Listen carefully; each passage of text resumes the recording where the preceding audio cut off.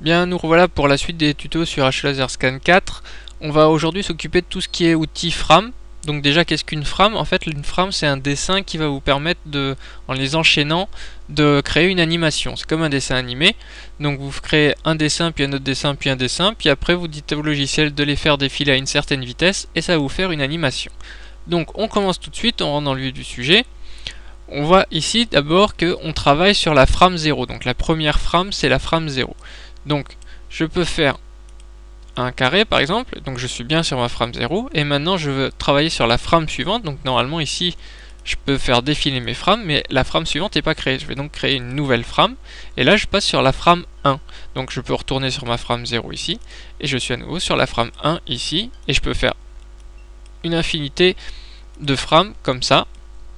Voilà, donc là je navigue dans mes frames de la 0 jusqu'à la 3. Si maintenant, avant celle-là, donc là je suis sur la frame 3 et je me suis dit, ah zut, juste avant celle-là je voulais une autre frame avec autre chose, je peux insérer une frame. Donc en insérant une frame, je vais déplacer celle-là, donc ma frame 3 va devenir la 4, et je vais avoir une nouvelle frame 3 qui sera complètement vierge. Donc je clique, et là je suis bien en frame 3.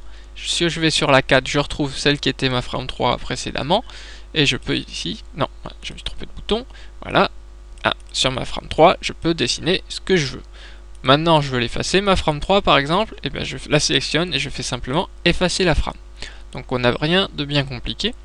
Alors une petite astuce tout de suite, ici vous avez le nombre de frames qui va être affiché par seconde. Donc là vous voyez, j'ai 20, alors c'est pas bien. L'astuce c'est qu'il faut toujours travailler en mettant 0.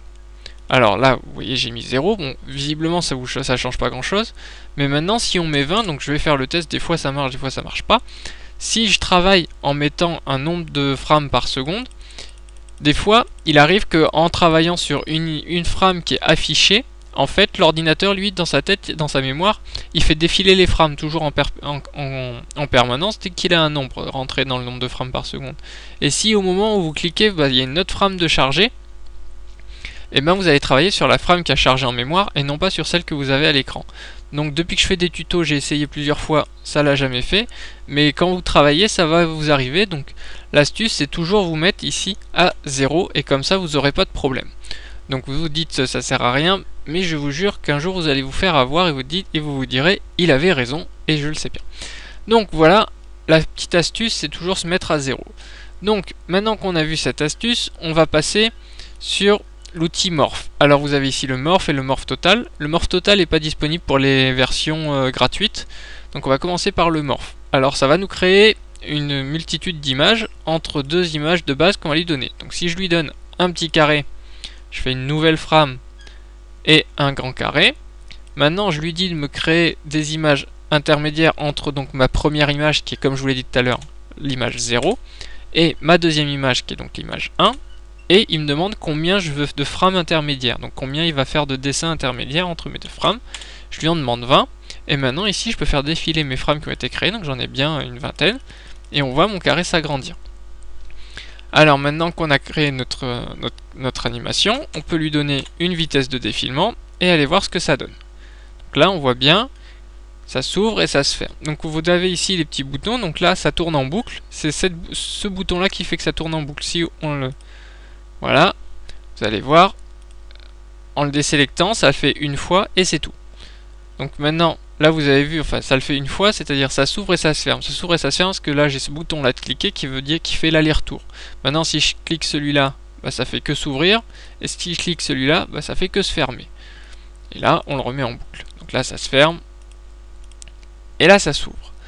Alors là vous avez vu, j'ai fait quelque chose de simple, c'est un petit carré qui devient un grand carré. Si maintenant en même temps à ce carré je veux lui faire une rotation d'un quart de tour, le logiciel, je peux pas lui expliquer que quand je dessine un petit carré puis un grand carré, finalement je veux que le coin qui était en haut à gauche il passe en haut à droite. Donc là ça s'applique parce que je veux lui faire un quart de tour, mais il est préférable à chaque fois que vous allez faire des animations d'utiliser cette technique. Donc je vous fais voir de quoi je parle.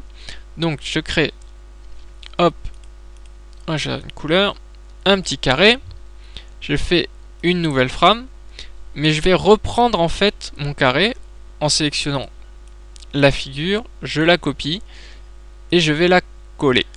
Et comme ça, et à partir de là, je travaille sur les points et je peux leur faire ce que je veux. C'est-à-dire, je vous ai dit tout à l'heure, je voulais lui faire un petit quart de tour en même temps qu'il s'ouvrait. Je déplace mes points où je veux.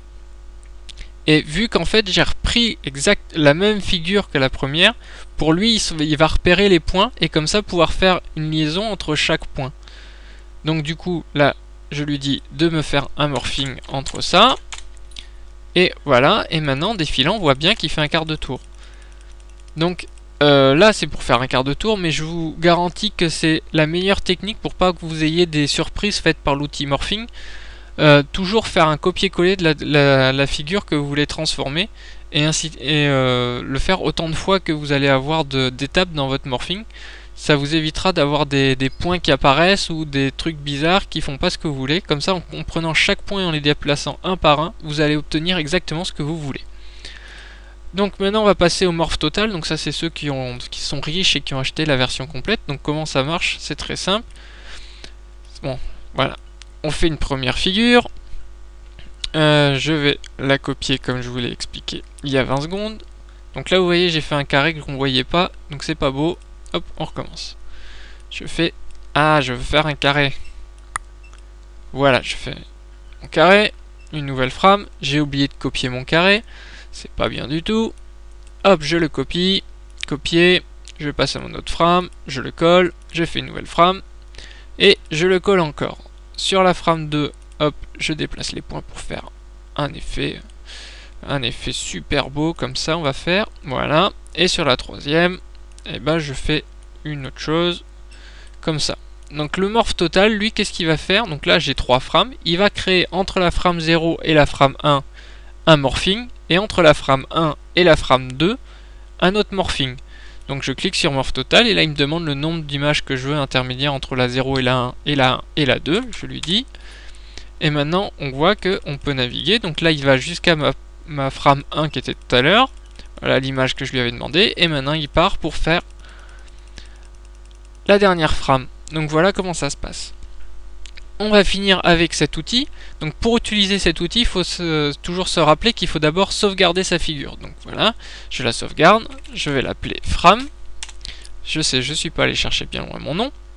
Alors Fram, où qu'elle est? Voilà, c'est celle-là.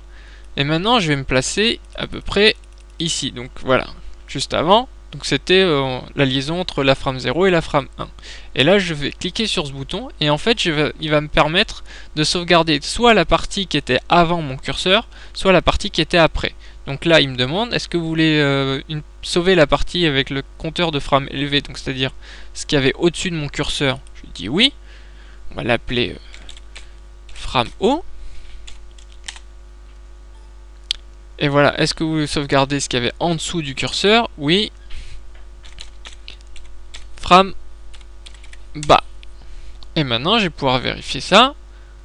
Donc là, frame bas, donc j'ai bien le début de mon morphing jusqu'à l'étape intermédiaire. Et ici je commence de l'étape intermédiaire. Hop, jusqu'à la fin. Donc voilà un peu ce que vous pouvez faire avec ces boutons. Il faut voir aussi que vous avez ici quelques petits boutons. Donc tout pour copier en fait des blocs de frames. Donc comme ça vous lui donnez quelle frame vous voulez copier en premier jusqu'à quelle frame, et vous pouvez les faire des copier-coller sur des blocs de frames. Donc c'est assez intéressant d'avoir ça. Après vous retrouvez simplement les boutons que vous avez ici. Donc voilà comment ça se passe pour utiliser les outils frame. Donc la prochaine fois on verra tout ce qui est la fenêtre, voilà, avec ces outils là qui nous permettent de faire des trucs très très sympas. Voilà, à bientôt et au revoir.